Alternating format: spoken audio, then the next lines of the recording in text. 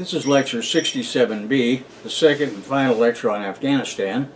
And you'll recall that in the last lecture we were discussing the capitalist stage, as it were, in Afghanistan as it was represented by the British, who tried to control Afghanistan during all of the 1800s by invading the country from its neighboring base in India and installing puppet regimes, failing every time.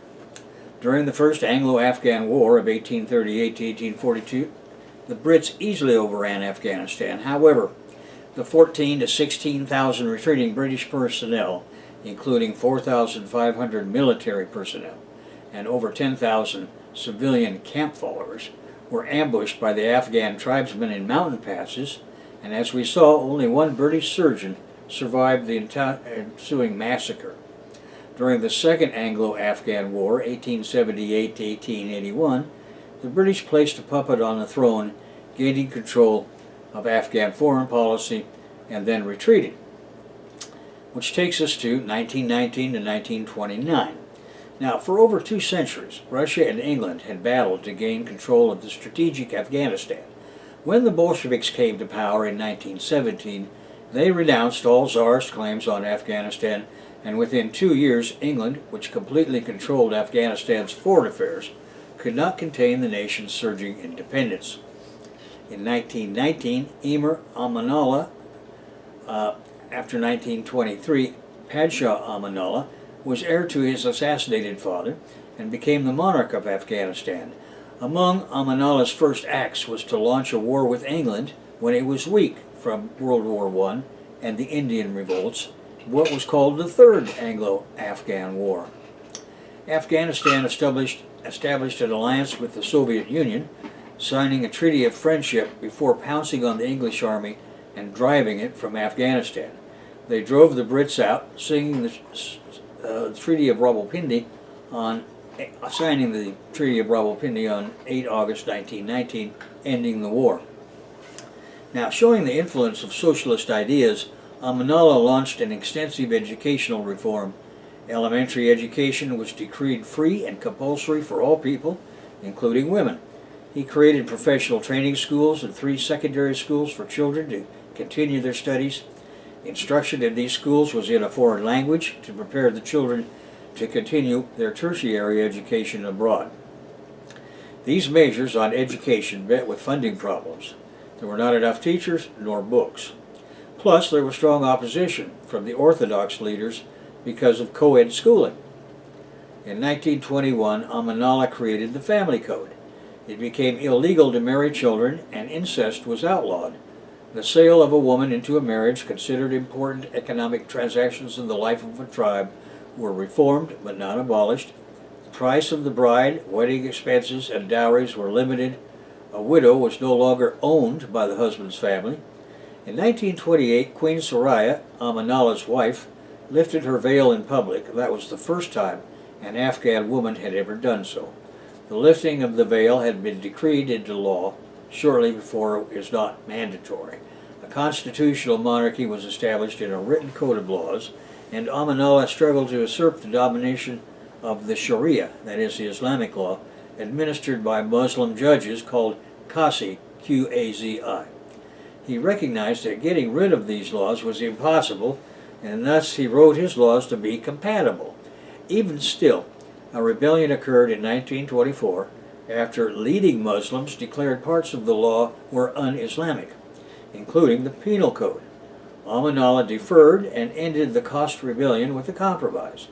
The Qazis were nevertheless still enraged, as their power remained weak. Only in minor crimes could they decide whichever punishment they deemed necessary. Serious and major crimes, from murder to adultery to alcohol consumption, had preset punishments. Amanullah struck out to reduce the strength of the tribal aristocracy.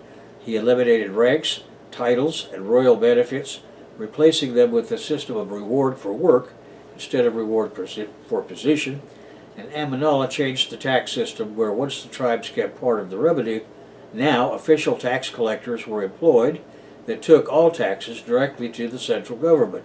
Amanullah reformed the army, no longer abiding by the choices of the tribal aristocracy made for conscripts, establishing a conscription lottery. During the Cost Rebellion, the ineffectiveness of the new army system was starkly revealed, and Amanullah had to return to the tribal levy system, which some tribes agreed to so long as he stopped the reform process. From December 27 to July 28, Amanullah traveled around the world, noting the methods of Kemal Ataturk of Turkey, Reza Shah of Iran, and modernizing their own nations. He came back, stepping up his program of modernization. He sought to create an elected parliament, make military service universal, and strengthen the position of women.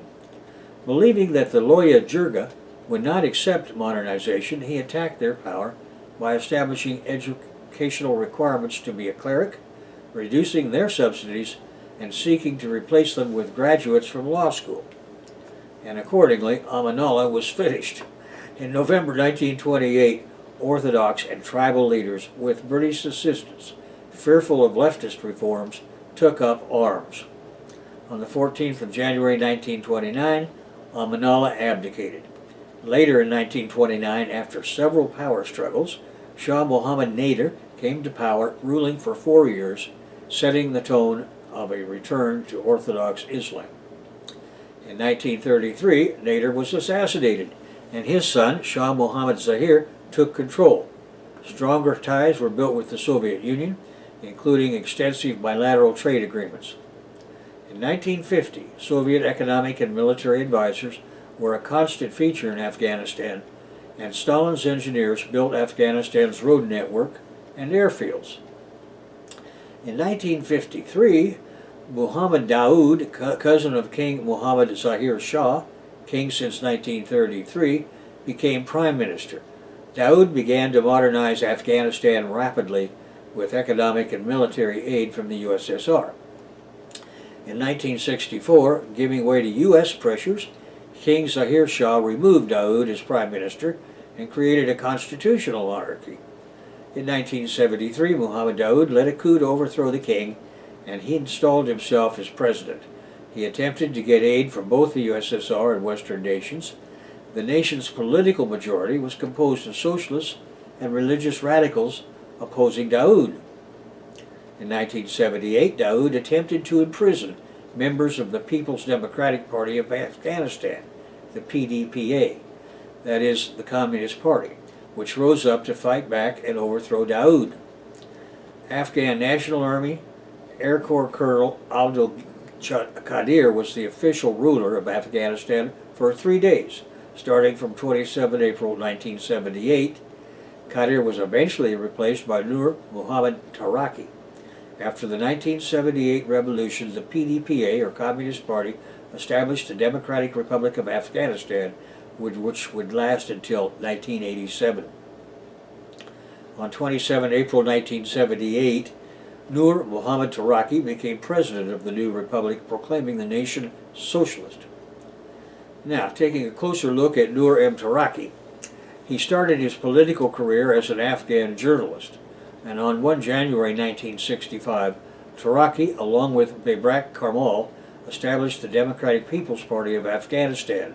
Its legal front was, while at the beginning was running under the People's Democratic Tendency. The People's Democratic Party of Afghanistan, the PDPA, was officially formed at the Unity Congress of the different factions of the Socialist Party of Afghanistan on 1 January 1965, and 27 men gathered at Taraki's house in Kabul and elected Taraki as the first party Secretary General and Karmal as Deputy Secretary General.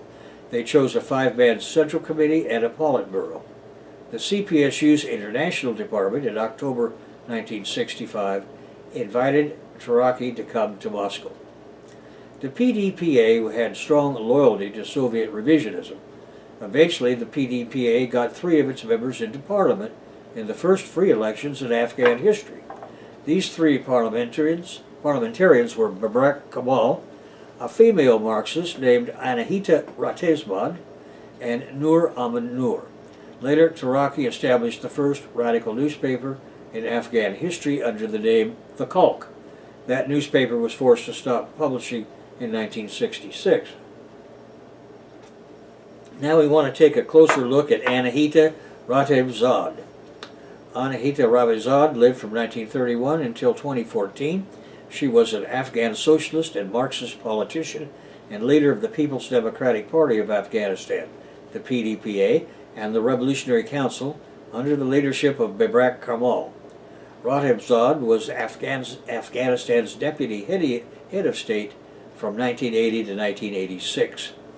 She was born in Goldara in Kabul province to a Pashtun father and Tajik mother.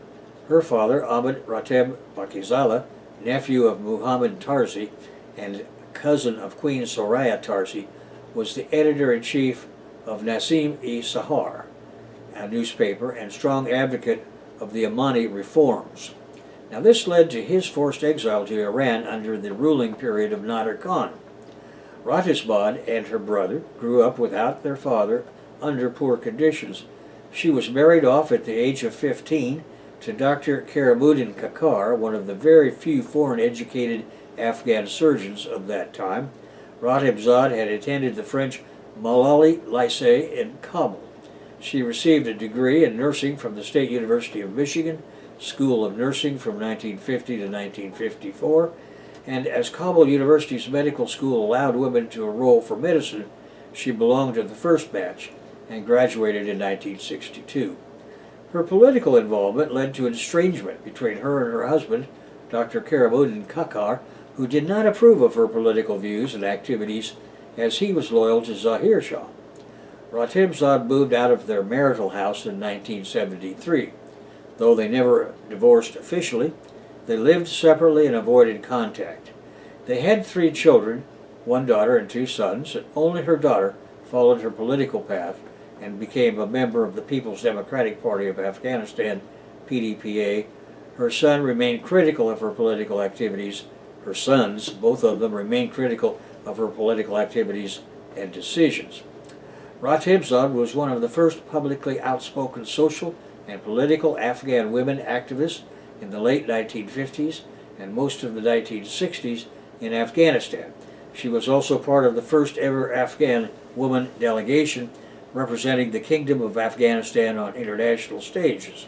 This was the Asian Women's Conference in Ceylon in 1957.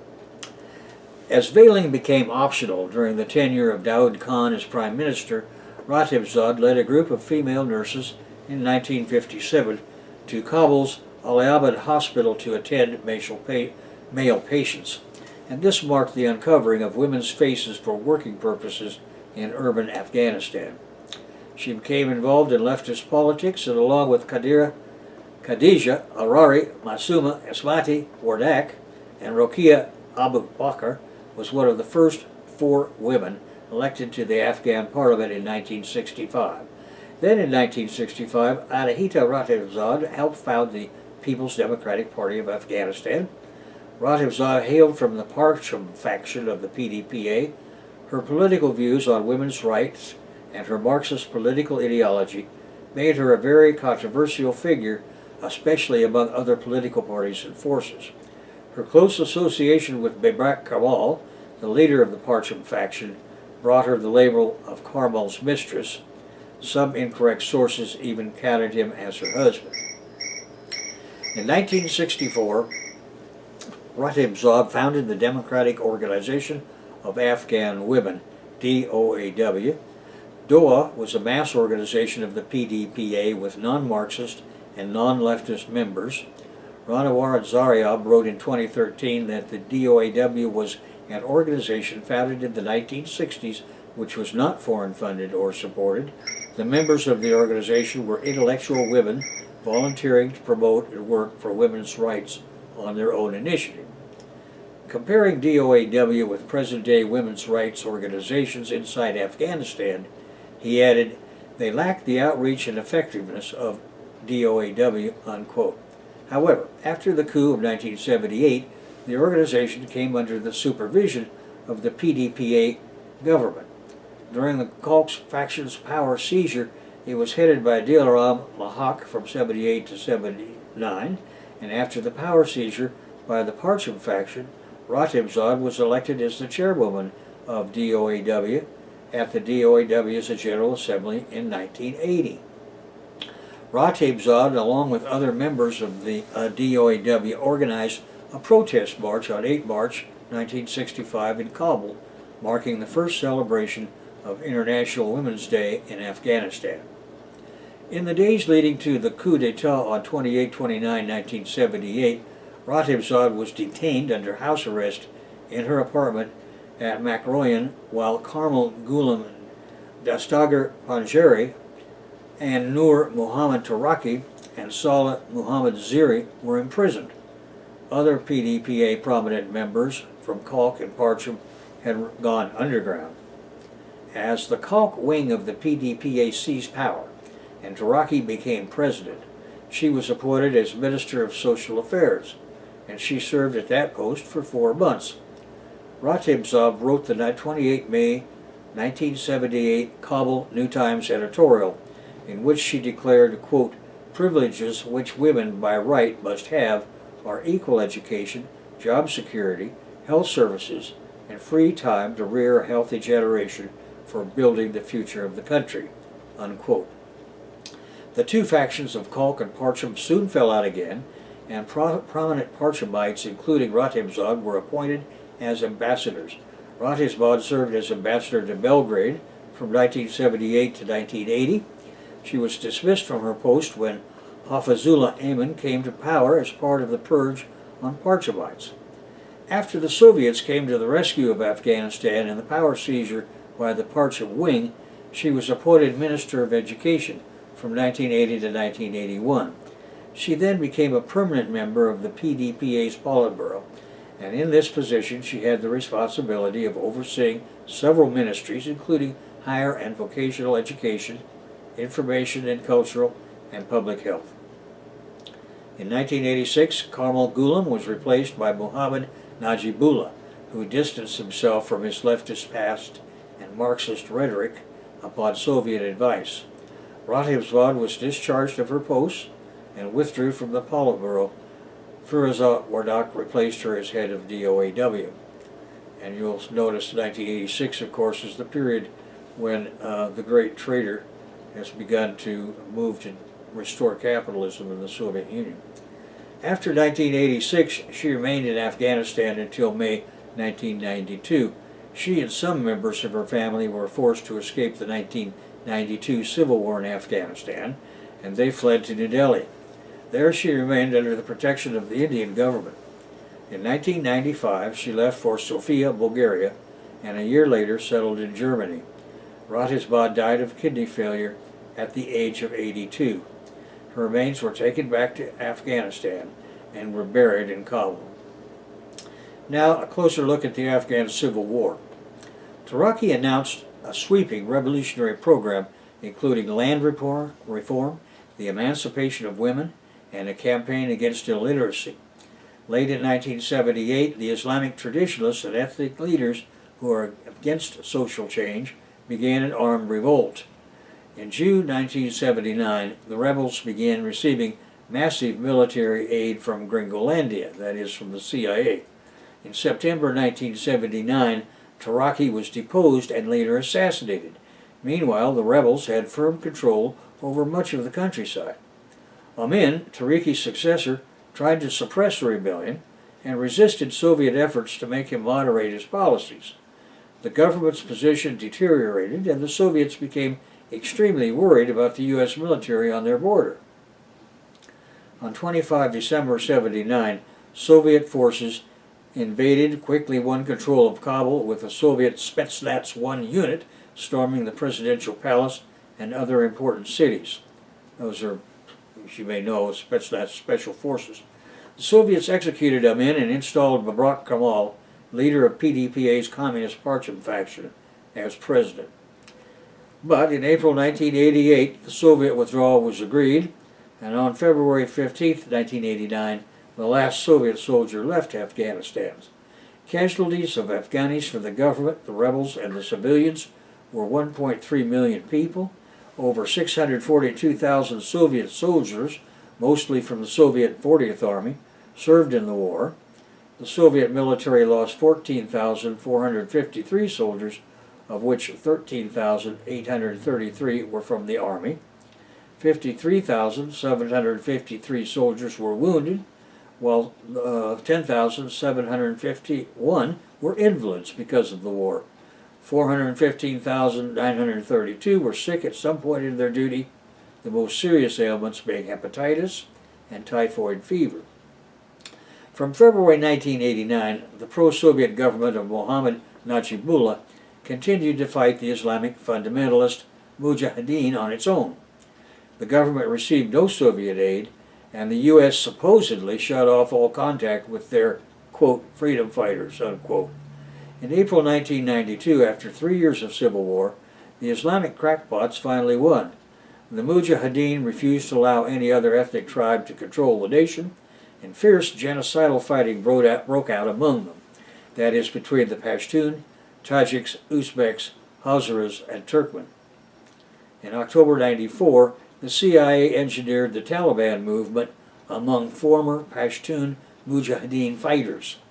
The Dark Force arranged the support of Pakistan, so the Taliban won its first territory at Kandahar. In August 1995, British Petroleum, BP, used a subsidiary called BRIDAS, B-R-I-D-A-S, to formally beat the Taliban government for the first time. BP's first objective was building an oil pipeline through the country. In February of '96, BP signed an agreement to build the pipeline, regardless of the ongoing fighting. Beating U.S. oil competitor Unocal, the CIA considered hesitant about agreeing to the $2.5 billion investment without consolidating Taliban control. In September '96, the CIA used the Taliban to secure Kabul, dragging the socialist Najibullah and his brother, having lived for 4 years in a United Nations compound, into the streets, hanging them from a traffic light. Which brings us to Gringoism's enlightened progress. In the following month, the Taliban enforced Sharia Islamic law in Kabul. Co-ed schooling was strictly forbidden, girls' schools were shut down and boarded up, and women were forced out of the workforce and were stripped of access to health care. The Communist Party of Afghanistan has its roots in the People's Democratic Party of Afghanistan, PDPA, and they lie in the anti-colonial Afghan Zalma, or Young Afghans movement of the 1920s. It was centered in the German-oriented Najat school in Kabul. The proclaimed goal of this group was, quote, subverting the existing government and its basis, the Islamic code, unquote. PDPA itself was founded in 1965, at a time when political parties were illegal in Afghanistan. Two other Afghan Marxist-Leninist groups were active then. The first was the pro-Chinese Sola-ye-Javid, Eternal Flame, Sola in short, founded in 1963 by Dr. Rahim Mahmoudi and Dr. Hadi Mahmoudi. It drew support from the professional classes, mainly doctors and lawyers. In the late 1960s, it outnumbered the PDPA. The second Marxist-Leninist non-Soviet lining group was the Sitam Imeli, which stands for Against National Oppression, which broke off from the PDPA in 1968. Sola-ye-Javid was persecuted to virtual extinction by the early 1980s. Sitam Imeli, after the execution of its leader, Badaki, in 1979, was eventually reborn as the Revolutionary Organization of the Working People of Afghanistan, and I give its Afghan name, which became a legal opposition party in 1988. Since 1977, the PDPA has been the biggest Marxist-Leninist party in Afghanistan. A member of this group, Abdul Alalik, assassinated Nader Shah on 8 November 1933, according to Louis Dupre. After the consequent suppression of Afghan Zalma, its role in the anti-colonial movement was superseded by Khedmat-e-Garan, the Servants of God. The Servants was led by Khan Abd al-Ghaffar Khan and based in British India. Unlike the young Afghans, the Servants preached religion, community, and fatherland and sought to achieve, by nonviolent means, an independent Pashtun state in Pakistan. Now, from 1933 to 1973, Afghanistan had a long period of stability under King Zahir Shah.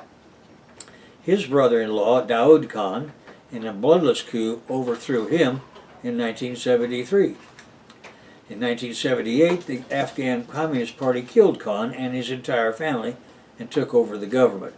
The new government tried to implement its first five-year plan on the Soviet pattern by increasing the literacy rate from 10 to 50%. They forced males and females to sit in the same classrooms, and that pissed off the religious crackpots.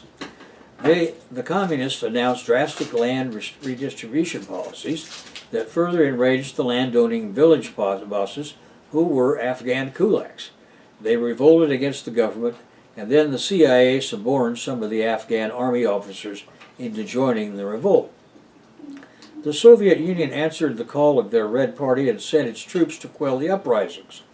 These Afghan communists were of the Khrushchev-Brezhnev revisionist variety, that is, the People's Democratic Party of Afghanistan, PDPA.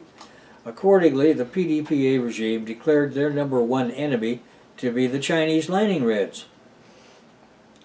The Soviet occupation resulted in the killing of 1 to 2 million Afghan civilians. Over 5 million Afghans fled to Pakistan, Iran, and other parts of the world, and the U.S. administration under Jimmy Carter decided to fund and train Afghan mujahideen via Pakistan's ISI. This funding increased during the Reagan administration, and about 200 Soviet troops were controlling Afghan cities, but the mujahideen controlled the villages.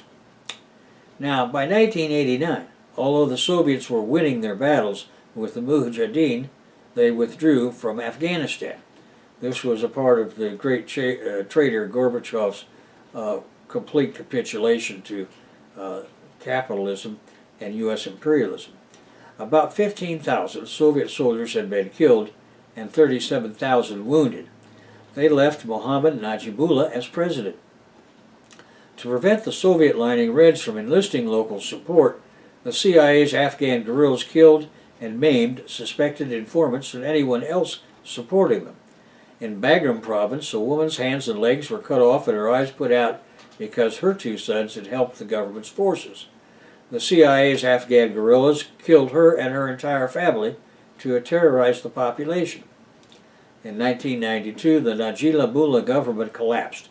Kabul fell to a coalition of mujahideen under the military leadership of Ahmad Shah Massoud, and more than a dozen mujahideen factions fought among themselves for control of the country until the emergence of the CIA and Pakistani-backed Taliban, which captured Kabul in '96, and about 95% of the country by the end of the year 2000. The Afghan Northern Alliance was controlling the northeast portion of the country and held the United Nations seat. The Taliban strictly enforced Islamic Sharia laws. Women were banned from jobs, girls were forbidden to attend schools or university, and amputation of hands of feet of punished thieves was pursued. Then, after the 1911-2001 incident, U.S.-led military strikes overthrew the Taliban government when it refused to hand over Osama bin Laden. In November 2001, Kabul fell to ground forces excuse me, led by the Northern Alliance. U.S. Deputy Secretary of State Richard Armitage threatened General Pervez Musharraf, the Pakistani leader, that he had to decide whether to be with America or with the terrorists. If he decided to go with the latter, Pakistan should be prepared to be bombed back into the Stone Age. Only then did Musharraf abandon the Taliban. During the U.S. attack on Afghanistan in 2001, U.S. Special Forces organized the evacuation of Pakistani Army officers, intelligence advisors, and volunteers who had been trapped fighting alongside the Taliban. This was done through Pakistan by an airlift from Kunduz, where they were trapped. Musharraf won U.S. support for the airlift by warning that the humiliation resulting from losing hundreds, if not thousands, of Pakistani soldiers and intelligence operatives would jeopardize his own regime. In December 2001, A conference of Afghan representatives met in Bonn, Germany, to create a framework for an interim government and a timetable for the transition to capitalism. An interim government headed by the Gringo-approved Hamid Karzai, an ethnic Pashtun from the southern city of Kandahar, was appointed. Then, in June 2002, during the Loya Jirga, or Great Council in English, more than 2,000 delegates gathered for the formation of the new cabinet. Initially, a grassroots movement supported the former king, Mohammad Zahir Shah, as head of state. The Loya Jirga was then postponed for 2 days, and the former king was forced to renounce any role in the government. CIA agents openly threatened to reform-minded delegates, especially women. Access to the microphone was for supporters of the interim government, and the Loya Jirga consequently reaffirmed Karzai as interim president. Fear of violence meant many delegates decided the better part of valor was to forget about their democratic rights. A leading activist for women's rights explained, quote, "Today we are Loya Jirga delegates, but tomorrow we go home as individuals. Who will protect us if we continue to express our views and fight for our rights?" Unquote. From December 2003 to January 2004, the Loya Jirga debated and ratified a constitution creating an Islamic state with a presidential system. In late October 2004 elections, Hamid Karzai won and became president of the Islamic Republic of Afghanistan. Legislative elections were held in September 2005. The many years of war severely damaged Afghanistan's society and economy. Prolonged fighting witnessed the majority of educated Afghans fleeing the country. Poppy cultivation was taken over by the CIA, and in 2001, for the farmers, 1 hectare of poppy yielded a profit of $13,000, and 1 hectare of wheat or vegetables made $100. Meanwhile, officers and NCOs of the CIA and U.S. Armed Forces became overnight millionaires. In August 2003, NATO officially took charge of the International Security Assistance Force in Afghanistan, and European officers and NCOs got in on the heroin action. Although France opposed the Iraq War, its troops were fighting under U.S. command in Afghanistan and Central Asia, and they made fortunes rivaling the Schlumbergers. Apart from Kabul, law and order was and remains absent in Afghanistan. Many villagers started favoring the Taliban. NATO forces were now fighting a guerrilla war with the resurgent Taliban in South Afghanistan so that the officer and NCO classes could get rich, and that goes on to this very day. Abdul Sattar Murad, governor of Kapisa province, told Newsweek, quote, "In remote parts of the country there is practically a vacuum of authority, a vacuum of power. Somebody will have to fill that vacuum. Either the criminals fill that vacuum or the Taliban and Al-Qaeda do," unquote. After this interview, Karzai fired Murad from his post as governor. Even in Kabul, it will take time to change the Taliban mentality, since the Taliban ruled there for 6 to 7 years, he said. As an example of this mindset, Abdul Rahman, a longtime Christian convert, was arrested in Kabul in 2006 for converting to Christianity. Afghan officers and their CIA handlers blamed Pakistan's ISI for restarting the training camp for the Taliban militants and providing them assistance to fight the government. Their propaganda line is that Pakistan seeks a weak government in Kabul that it can influence. This line alleges that the Taliban are allowed to maintain arms depots, training camps, and sanctuaries in the lawless tribal belt on Pakistan's side of the frontier. Of course, this is all bullshit to cover their real reason for keeping the war going, which is to make money on drug trafficking and war contracting. In 1990, the new class had taken over the Soviet Union. In Afghanistan, under the leadership of Najibullah, in 1990, the party's name was changed to Homeland Party, and its Marxist-Leninist ideology was dropped. The republic lasted until 1992, when the Mujahideen rebels took over. The PDPA dissolved, with some officials joining the new government, some joining militias, and others simply deserted, and the pro-Majibis relaunched the newspaper Hib-i Watan in 2004 and again in 2017. And today, the U.S. is holding on there for a variety of reasons, the most important of which is there's so much money to be made in the heroin trafficking business. And of course, the war contractors are always in favor of war because that's how they get to sell their ridiculously expensive equipment to the Pentagon. So with that, we're going to conclude our lectures on Afghanistan for the moment, and I want to move on to the mountain kingdoms of Nepal and Bhutan. And Nepal has a long communist heritage, and we're going to be talking about that next.